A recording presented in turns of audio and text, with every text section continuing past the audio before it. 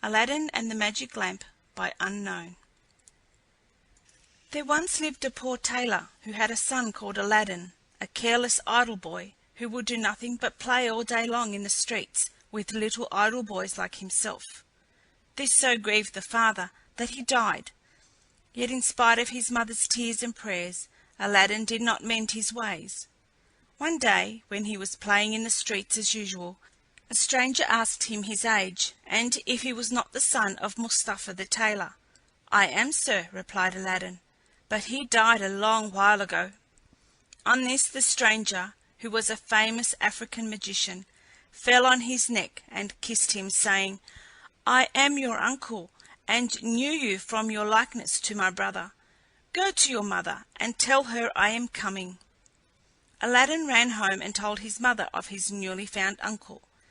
"Indeed, child," she said, "your father had a brother, but I always thought he was dead." However, she prepared supper and bade Aladdin seek his uncle, who came laden with wine and fruit. He fell down and kissed the place where Mustapha used to sit, bidding Aladdin's mother not to be surprised at not having seen him before, as he had been 40 years out of the country. He then turned to Aladdin and asked him his trade, at which the boy hung his head, while his mother burst into tears. On learning that Aladdin was idle and would learn no trade, he offered to take a shop for him and stock it with merchandise.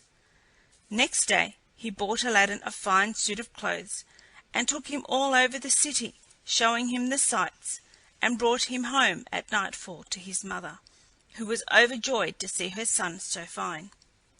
Next day the magician led Aladdin into some beautiful gardens a long way outside the city gates. They sat down by a fountain, and the magician pulled a cake from his girdle, which he divided between them.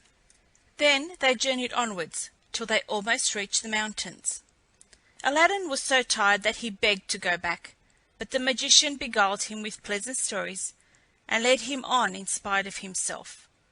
At last they came to 2 mountains divided by a narrow valley. "We will go no farther," said his uncle. "I will show you something wonderful. Only do you gather up sticks while I kindle a fire." When it was lit, the magician threw on it a powder he had about him, at the same time saying some magical words. The earth trembled a little in front of them, disclosing a square flat stone with a brass ring in the middle to raise it by. Aladdin tried to run away, but the magician caught him and gave him a blow that knocked him down. "What have I done, uncle?" he said piteously, whereupon the magician said more kindly, "Fear nothing, but obey me. Beneath this stone lies a treasure which is to be yours, and no one else may touch it, so you must do exactly as I tell you." At the word treasure, Aladdin forgot his fears, and grasped the ring as he was told, saying the names of his father and grandfather. The stone came up quite easily, and some steps appeared. "Go down," said the magician. "At the foot of those steps you will find an open door leading into 3 large halls. Tuck up your gown and go through them without touching anything, or you will die instantly. These halls lead into a garden of fine fruit trees. Walk on till you come to a niche in a terrace where stands a lighted lamp. Pour out the oil it contains and bring it to me." He drew a ring from his finger and gave it to Aladdin, bidding him prosper. Aladdin found everything as the magician had said, gathered some fine fruit off the trees, and having got the lamp, arrived at the mouth of the cave. The magician cried out in a great hurry, "Make haste and give me the lamp." This Aladdin refused to do until he was out of the cave. The magician flew into a terrible passion, and throwing some more powder onto the fire, he said something, and the stone rolled back into its place. The man left the country, which plainly showed that he was no uncle of Aladdin's, but a cunning magician who had read in his magic books of a wonderful lamp which would make him the most powerful man in the world. though he alone knew where to find it. He could only receive it from the hand of another. He had picked out the foolish Aladdin for this purpose, intending to get the lamp and kill him afterwards. For 2 days Aladdin remained in the dark, crying and lamenting. At last he clasped his hands in prayer, and in so doing rubbed the ring, which the magician had forgotten to take from him. Immediately an enormous and frightful genie rose out of the earth, saying, "What wouldst thou with me? I am the slave of the ring, and will obey thee in all things." Aladdin fearlessly replied, "Deliver me from this place." Whereupon the earth opened, and he found himself outside. As soon as his eyes could bear the light, he went home, but fainted on the threshold. When he came to himself, he told his mother what had passed, and showed her the lamp and the fruits he had gathered in the garden, which were in reality precious stones. He then asked for some food. "Alas, child," she said, "I have nothing in the house, but I have spun a little cotton, and will go sell it." Aladdin bade her keep her cotton, for he would sell the lamp instead. As it was very dirty, she began to rub it, that it might fetch a higher price. Instantly a hideous genie appeared, and asked what she would have. She fainted away, but Aladdin, snatching the lamp, said boldly, "Fetch me something to eat." The genie returned with a silver bowl, 12 silver plates containing rich meats, 2 silver cups, and 2 bottles of wine. Aladdin's mother, when she came to herself, said, "Whence comes this splendid feast?" "Ask not, but eat," replied Aladdin. So they sat at breakfast till it was dinner time, and Aladdin told his mother about the lamp. She begged him to sell it, and have nothing to do with devils. "No," said Aladdin, "since chance hath made us aware of its virtues, we will use it, and the ring likewise, which I shall always wear on my finger." When they had eaten all the genie had brought, Aladdin sold one of the silver plates, and so on until none were left. He then had recourse to the genie, who gave him another set of plates, and thus they lived many years. One day Aladdin heard an order from the Sultan proclaimed that everyone was to stay at home and close his shutters, while the Princess, his daughter, went to and from the bath. Aladdin was seized by a desire to see her face, which was very difficult, as she always went veiled. He hid himself behind the door of the bath and peeped through a chink. The Princess lifted her veil as she went in, and looked so beautiful that Aladdin fell in love with her at first sight. He went home so changed that his mother was frightened. He told her he loved the Princess so deeply he could not live without her, and meant to ask her in marriage of her father. His mother, on hearing this, burst out laughing, but Aladdin at last prevailed upon her to go before the Sultan and carry his request. She fetched a napkin and laid in it the magic fruits from the enchanted garden, which sparkled and shone like the most beautiful jewels. She took these with her to please the Sultan, and set out, trusting in the lamp. The Grand Vizier and the lords of the council had just gone in as she entered the hall and placed herself in front of the Sultan. He, however, took no notice of her. She went every day for a week, and stood in the same place. When the council broke up on the 6th day, the Sultan said to his Vizier, "I see a certain woman in the audience chamber every day carrying something in a napkin. Call her next time, that I may find out what she wants." Next day, at a sign from the Vizier, she went up to the foot of the throne and remained kneeling until the Sultan said to her, "Rise, good woman, and tell me what you want." She hesitated, so the Sultan sent away all but the Vizier, and bade her speak freely, promising to forgive her beforehand for anything she might say. She then told him of her son's violent love for the Princess.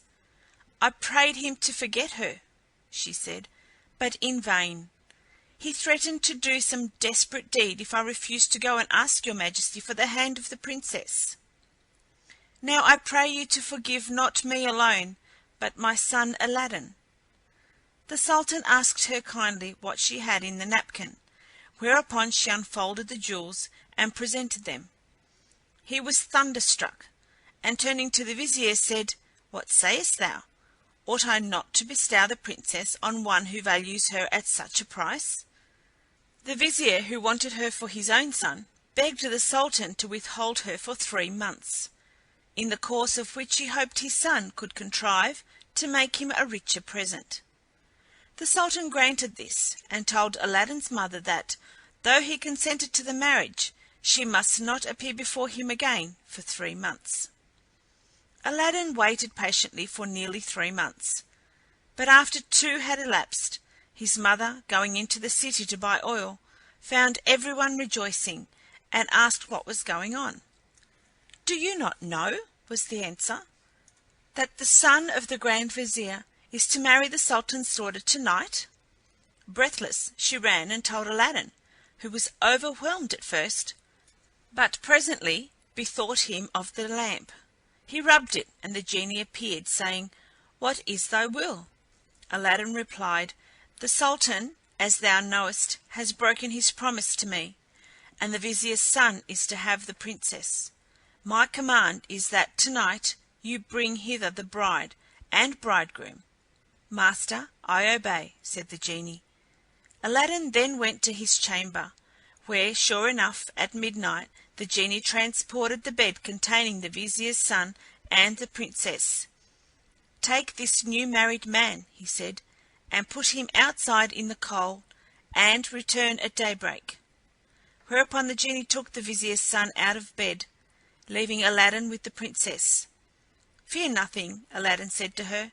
"You are my wife, promised to me by your unjust father, and no harm will come to you." The princess was too frightened to speak, and passed the most miserable night of her life, while Aladdin lay down beside her and slept soundly.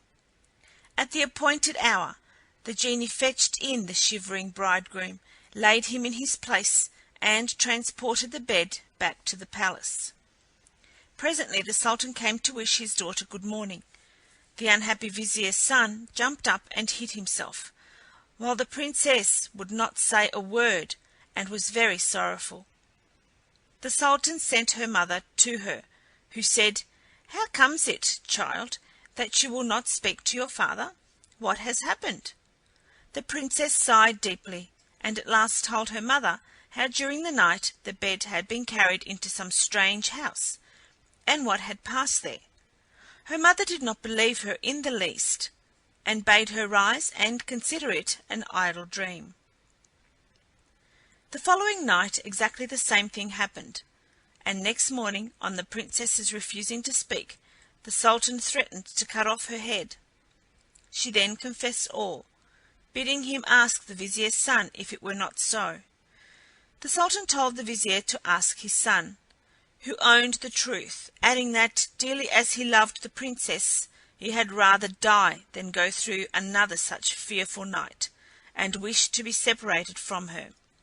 His wish was granted, and there was an end of feasting and rejoicing. When the 3 months were over, Aladdin sent his mother to remind the Sultan of his promise. She stood in the same place as before, and the Sultan, who had forgotten Aladdin, at once remembered him, and sent for her. On seeing her poverty, the Sultan felt less inclined than ever to keep his word, and asked his Vizier's advice, who counselled him to set so high a value on the princess that no man living would come up to it.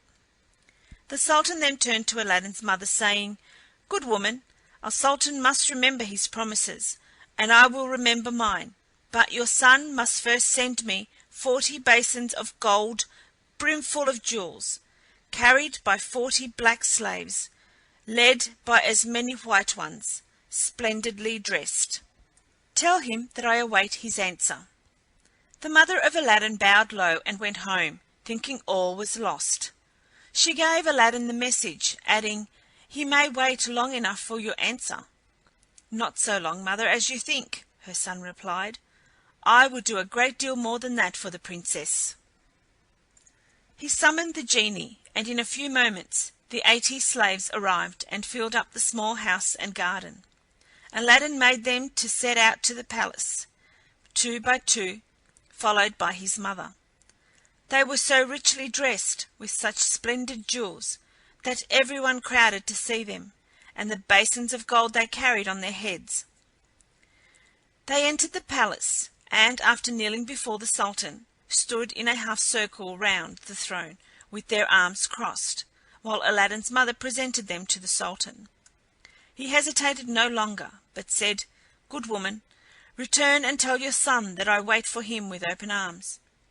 She lost no time in telling Aladdin, bidding him make haste. But Aladdin first called the genie. "I want a scented bath," he said, "a richly embroidered habit, a horse surpassing the Sultan's, and 20 slaves to attend me. Beside this, 6 slaves, beautifully dressed, to wait on my mother, and lastly, 10,000 pieces of gold in 10 purses." No sooner said than done. Aladdin mounted his horse and passed through the streets, the slaves strewing gold as they went. Those who had played with him in his childhood knew him not, he had grown so handsome. When the Sultan saw him, he came down from his throne, embraced him, and led him into a hall where a feast was spread, intending to marry him to the Princess that very day. But Aladdin refused, saying, "I must build a palace fit for her," and took his leave. Once home, he said to the genie, "Build me a palace of the finest marble, set with jasper, agate, and other precious stones. In the middle you shall build me a large hall with a dome, its 4 walls of massy gold and silver, each side having 6 windows, whose lattices, all except one, which is to be left unfinished, must be set with diamonds and rubies. There must be stables and horses and grooms and slaves. Go and see about it." The palace was finished the next day, and the genie carried him there and showed him all his orders faithfully carried out, even to the laying of a velvet carpet from Aladdin's palace to the Sultan's.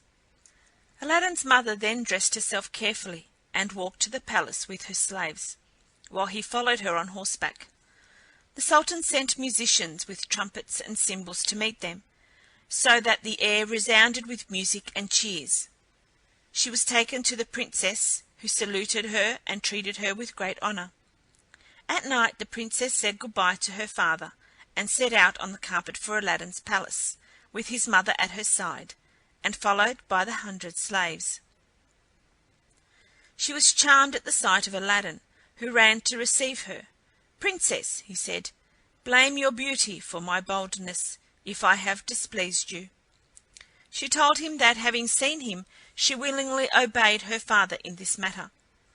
After the wedding had taken place, Aladdin led her into the hall, where a feast was spread, and she supped with him, after which they danced till midnight. Next day Aladdin invited the Sultan to see the palace.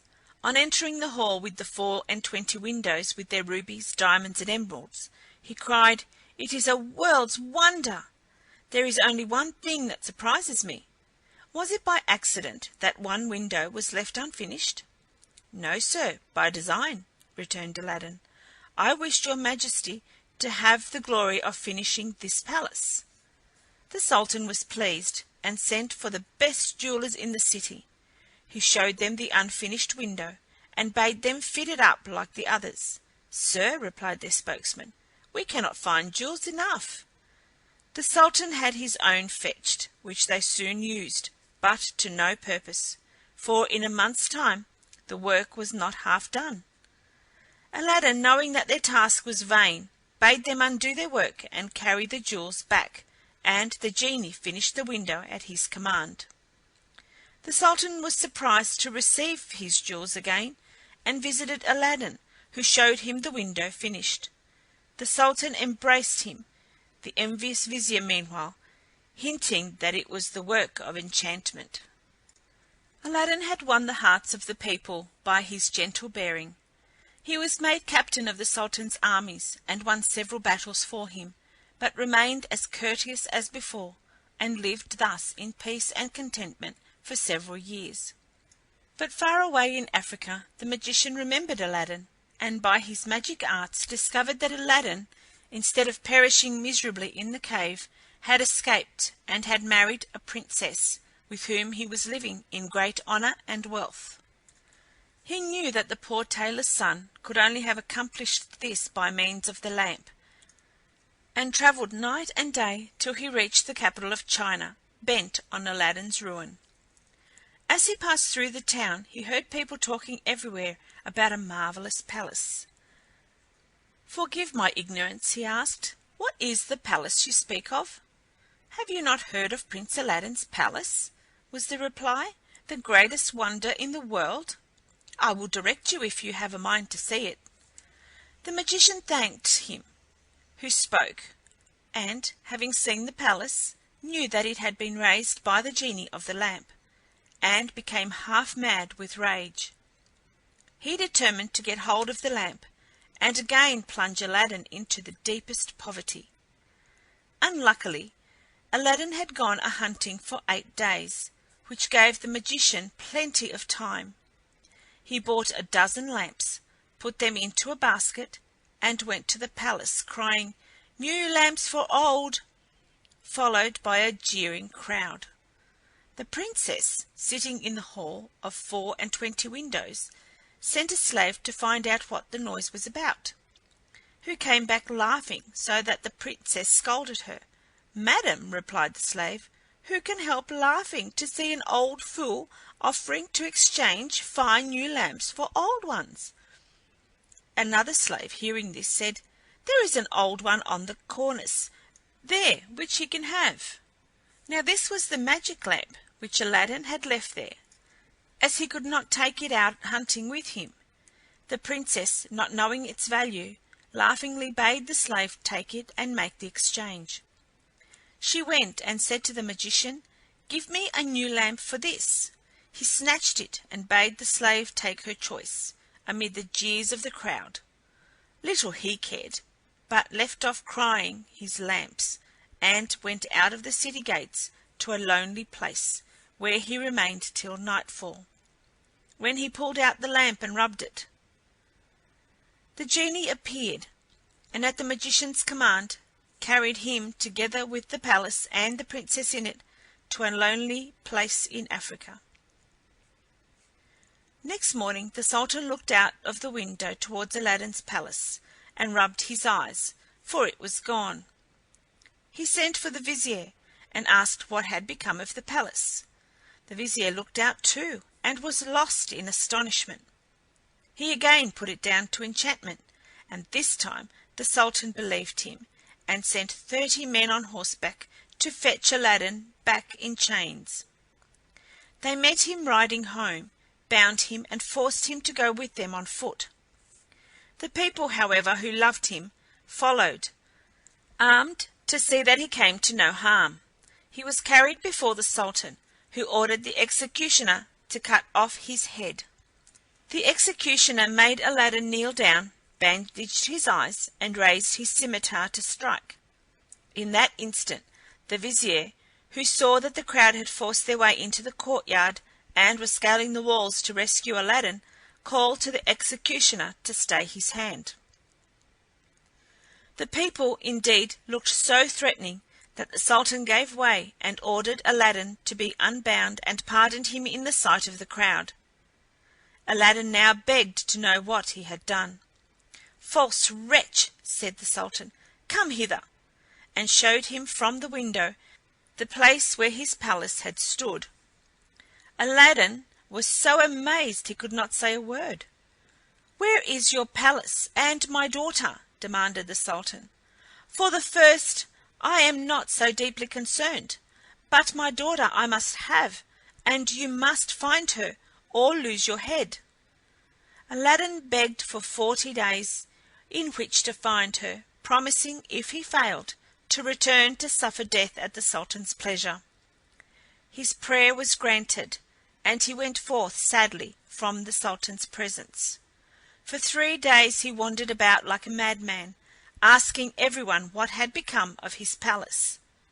But they only laughed and pitied him. He came to the banks of a river, and knelt down to say his prayers before throwing himself in. In doing so, he rubbed the ring he still wore. The genie he had seen in the cave appeared, and asked his will. "Save my life, genie," said Aladdin, "and bring my palace back." "That is not in my power," said the genie. "I am only the slave of the ring. You must ask him of the lamp." "Even so," said Aladdin, "but thou canst take me to the place, and set me down under my dear wife's window." He at once found himself in Africa, under the window of the Princess, and fell asleep out of sheer weariness. He was awakened by the singing of the birds, and his heart was lighter. He saw plainly that all his misfortunes were owing to the loss of the lamp, and vainly wondered who had robbed him of it. That morning the Princess rose earlier than she had done since she had been carried into Africa by the magician, whose company she was forced to endure once a day. She, however, treated him so harshly that he dared not live there altogether. As she was dressing, one of her women looked out and saw Aladdin. The Princess ran and opened the window, and at the noise she made, Aladdin looked up. She called to him to come to her, and great was the joy of these lovers at seeing each other again. After he had kissed her, Aladdin said, "I beg of you, Princess, in God's name, before we speak of anything else, for your own sake and mine, tell me what has become of an old lamp I left on the cornice in the hall of 24 windows when I went a-hunting." "Alas," she said, "I am the innocent cause of our sorrows," and told him of the exchange of the lamp. "Now I know," cried Aladdin, "that we have to thank the African magician for this. Where is the lamp?"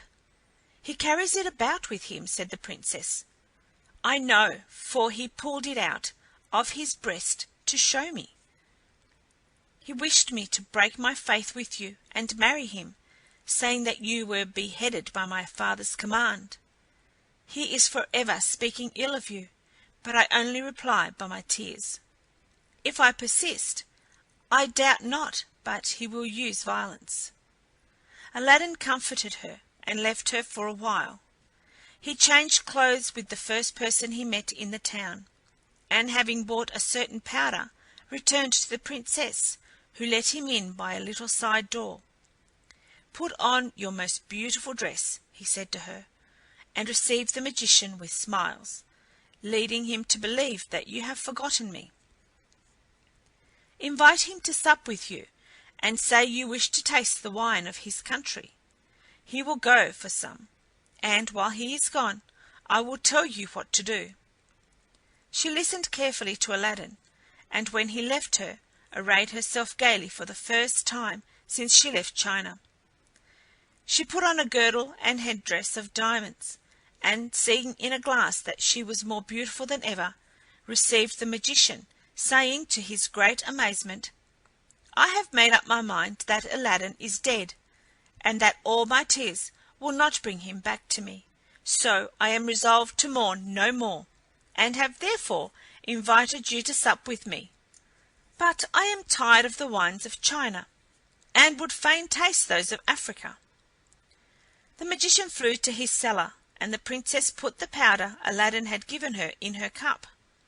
When he returned, she asked him to drink her health in the wine of Africa, handing him her cup in exchange for his, as a sign she was reconciled to him.